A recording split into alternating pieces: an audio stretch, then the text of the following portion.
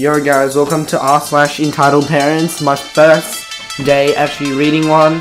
Let's see how it goes.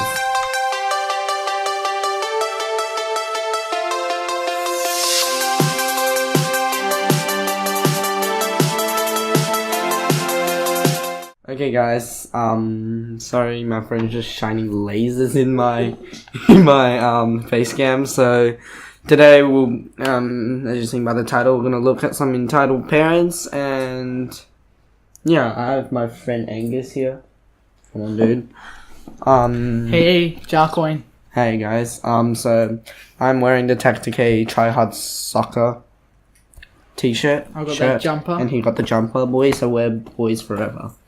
Oh. Ah, shit. Okay. So, let's see how this goes. Yo, what is up guys? It is Bumfries, back with episode 61 of our Reddit series. This one's going to be a little bit more entitled parents, and I know you're going to love this one. I just want to give a quick thank you to everyone who has subscribed and joined the channel recently. We're getting close to that 250,000 mark, and I cannot thank you all enough. So if you are new around here, don't forget to smash the subscribe button, then sit back, relax, and get annoyed at some entitled parents. So, this is part 2 from the story in our last Entitled Parents episode, where the mum walked into the computer store claiming that her son's computer wasn't working and he was actually banned on Steam. So here it is. Just in case you didn't see that one, here's some context. We sold a new gaming computer to this entitled kid a few weeks ago. Custom built, based on exactly what he wanted to use it for. 3 or so weeks prior to this, the entitled mum came into the shop complaining that the computer was useless and broken because it wouldn't play a specific game. It was Ghost Recon Online, and it was during the early period of release, and it was riddled with bugs. A kid still plays Tom Clancy's This was Ghost Recon. This was early, broski. So Okay. I managed to fix it then. That brings me to this day. 3 weeks after the initial fix, our shop had fluctuating foot traffic, and some days we had no customers, some days we had too many. It was the start of the new month, and everyone had their salaries paid in, so this means that our shop was very busy. We barely had enough reps to deal with the customers we had, and we only had like 3 people working on any given day. I was busy talking to a customer at the tech desk with a laptop that had a lot of issues, from mails not working, to USB ports not working, to even the blue screen of death. In walks the entitled mum, no entitled kid, no PC. I thought entitled mum may have just been shopping around for new games or a keyboard or something for entitled kid. The entitled mum walks up to the tech desk, to which I quickly greeted her with a, "Hi, I'll be with you in a minute." The entitled mum stood there, arms crossed, tapping her foot as if I was inconveniencing her by talking to a customer. About 5 minutes after I booked in the laptop, printed the necessary work orders, Shut up! looked at me with this "finally" look. The entitled mum then proceeded to ask me, I've been waiting here forever. Are you going to come pick up this computer from my car or not? I just looked on with a confused face. The entitled mum then told me that she phoned the shop and my work colleague had answered. She had said she was on her way to drop off the entitled kid's computer again. She had apparently been parked, waiting outside of our shop in the disabled parking spot for 15 minutes. And for anyone that doesn't know, we have disabled parking right out the front of our door. We were so busy that my colleague afterwards had to apologise because we didn't have the time to look outside for a car to pick up a computer, and he got too busy to inform the entitled mum was on her way. Customers did this often, but I do have a few more stories about stuff like this. So, onto the computer. I went outside to fetch the machine, and the entitled mum annoyed again, asking why the game doesn't work. After a few minutes, and after the entitled mum trying to explain what her son told her, I said I can figure it out and have a look at it. She then knew to ask what the labour cost would be due to the previous event. Knowing how stingy she is, I told her no more than $20. She seemed fine with this, if it was the game's fault this time. This time, please lady, this computer is working fine. I have the same issues with this game at home. After printing out the papers, she left. This is where the fun begins. We couldn't access the account for some reason, so I just remember having some difficulty opening Steam. At this point, I just thought he forgot his details, and we did the whole Steam password reset thing, and after an hour of no results, I write an email to Steam support asking for help with the account. The next day, Steam wrote back with something along the lines of, "This Steam account has violated the terms of service and is therefore banned." It was a lengthy email detailing why the account got banned and that it could not be retrieved. I was shocked at this email. The entitled kid tried to add cracked Steam games to his Steam library. There were no actual brought games in his library, and I saw the icons on the desktop for a few games that cost well over $20. And he brought aim hacking software for Ghost Recon Online. This guy's a hacker. I literally tried to hack a game and it would not work, and he just bought software. Now knowing why the game wasn't working, I called entitled mum to ask her and entitled kid to come to the shop so I could explain to her why the game isn't working. This didn't seem like something I could say over the phone. I don't know exactly why his Steam account itself was banned. Usually I'm fine with this if it was the game the same. Sorry guys. What are you doing? I accidentally did I it. don't have a lot of experience cheated in, but I think they may have even tried to crack Steam games to get it for free. I don't have a lot of experience with Steam bans, so forgive me for being a bit hazy on the details. This was all around 5 years ago after all. A while later, they both entered the store. As this was a Sunday, it was a lot quieter. I had printed out the response I got from Steam, and I told her that the entitled kid had been using illegal software that he had also brought with him. How is aimbot hacking illegal software? A credit card without permission. That is The Steam illegal. account had been banned. I handed her the printed out email so she could confirm that I wasn't lying or making any excuses. The look in the entitled kid's face was priceless. This is At this kinda point, he crazy. knew he'd royally effed up. He screwed the pooch. His face went white. The entitled mum turned over to him to ask what this was all about, and he just nodded and said, "Sorry." She was livid, asking how he could just use her card without her permission, how he could buy illegal software, and how he could lie to her face about all of it. At this point, the entitled kid was bawling his eyes out. This is where I started getting some respect for the entitled mum. She didn't even complain about the labor price. She in turn asked us to keep the PC in the shop for the whole week so the entitled kid could learn a lesson and clear it of all the illegal software. She was even fine with paying for the extra hours of labor. At the end of it, we did a full new Windows install as the cracks and hacks had tons of viruses included, so we spent a lot more time working on this computer. Unfortunately, in the next story, the entitled mum went back to being her entitled self again, refusing to pay $35 for 2 full days of labor for 2 tablets, her home computer, and the entitled kid's gaming rig. I know you'd all been hanging out for this one because the amount of comments I got about this was crazy, so I hope that was worth it. It was good to see the entitled mum had a bit of a change of heart at first, but pretty disappointing that she went back to her old ways. I usually like to see the conversion of an entitled parent into someone who can fit into a normal functioning society, but I guess that wasn't the case this time. I'll tell you what though, I definitely can't wait for that third story. I'm a doctor and I found this sub just recently. This happened a few years ago, but it's still stuck with me. I was working in the ER on a night shift around 3 o'clock in the morning. With me, there was one other doctor, 2 nurses, and a nice lady at the front desk managing everything. We were treating 2 people when entitled mum with her nice kid, who was 4 to 5 years old, enters the ER. The kid fell from his high bed and his knee was bleeding and his ankle hurt. They were told to wait a few minutes since it was not really busy.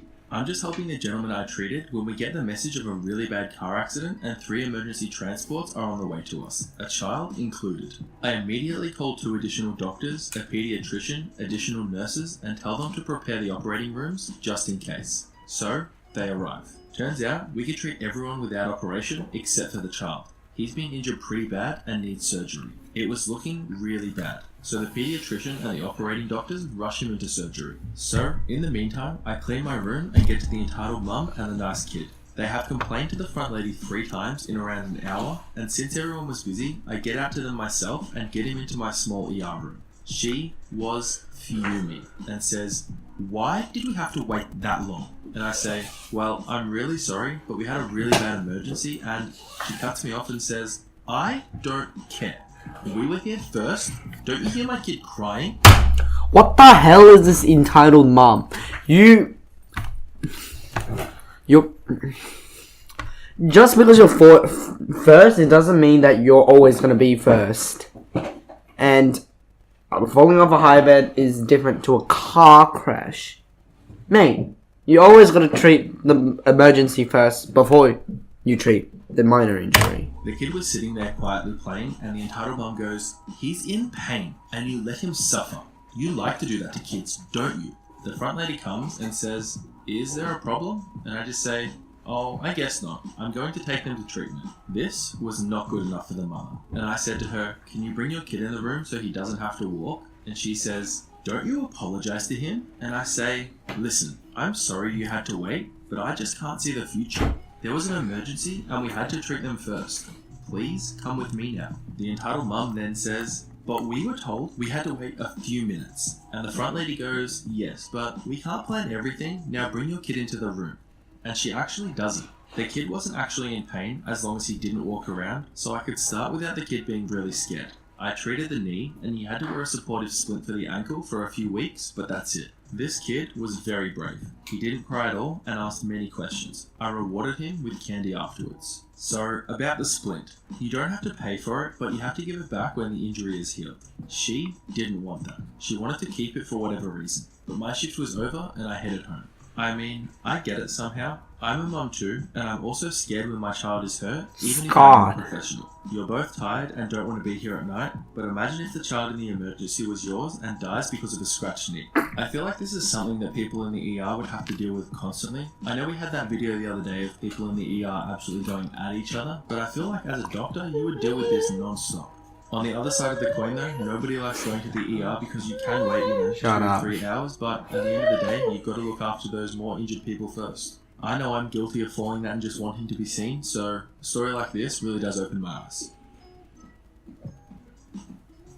When I was in kindergarten, this entitled boy came into class one day with chickenpox. This wasn't a mild case either. The spots were angry and red, and within a few hours, a couple of our classmates were itching. My teacher had immediately called his parents, but they refused to pick him up, saying that it would be good for the other children to be around him and asking her to just leave him in the classroom.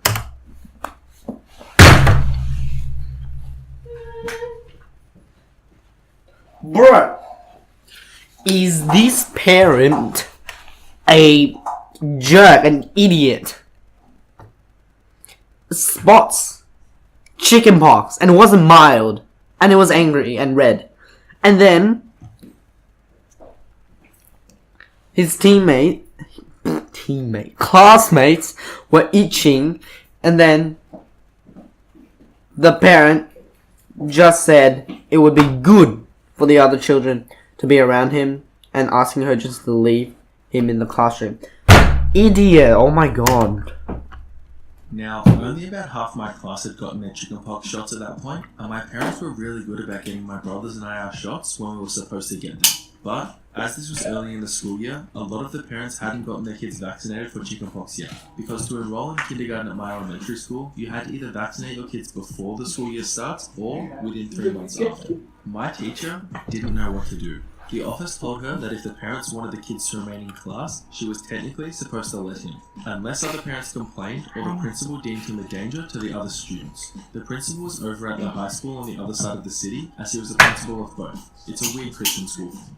Anyway, he would rush over whenever he could, but because of the school handbook, the entitled brat had to remain in class. My teacher asked the school secretary to call out parents, but she only had the home number for most parents and ended up with a lot of answering machines. So, in kindergarten, everyone sat at table groups, and I was on the entitled brat's table.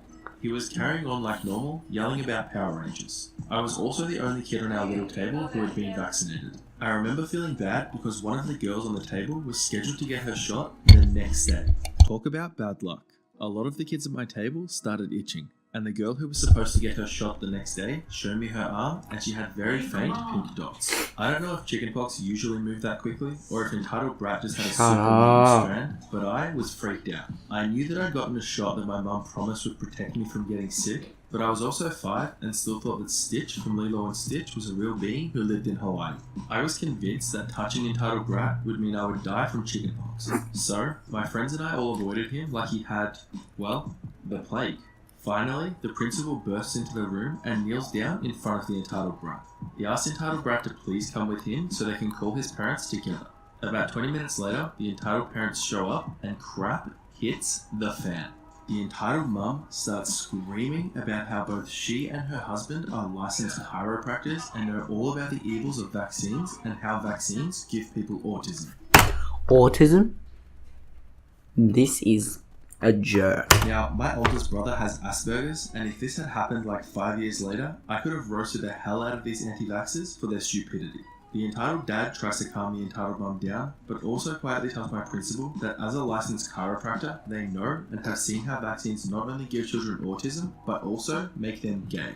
As a lesbian, I again could have roasted the crap out of them had this taken place years later. My principal firmly tells them that the entitled brat needs to go home and can only come back when he's no longer sick. The entitled parents tried to fight back, but my principal is firm, and the entitled brat is dragged away from class, begging his parents for a new Power Ranger store.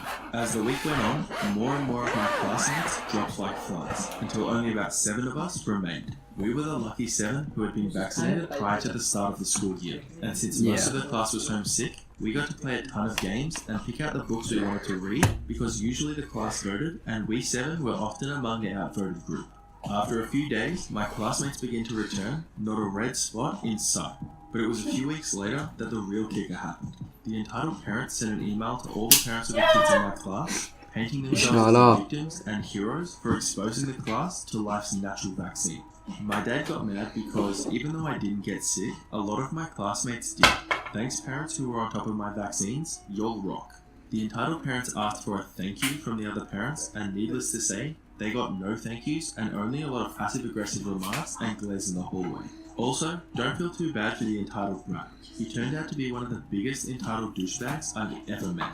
I went to school with him all the way through high school, and he's one of the worst humans I've ever had the displeasure of dealing with. The entitled apple doesn't fall far from the entitled tree.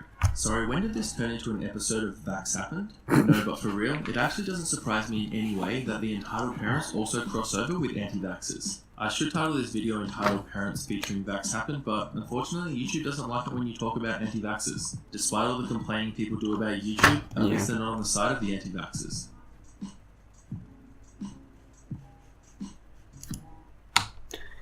Oh well guys, that was Entitled Parents. If you want me to do more videos like this, please subscribe and like the video. Comment down if you want to see more of these videos. And I'll see you next time.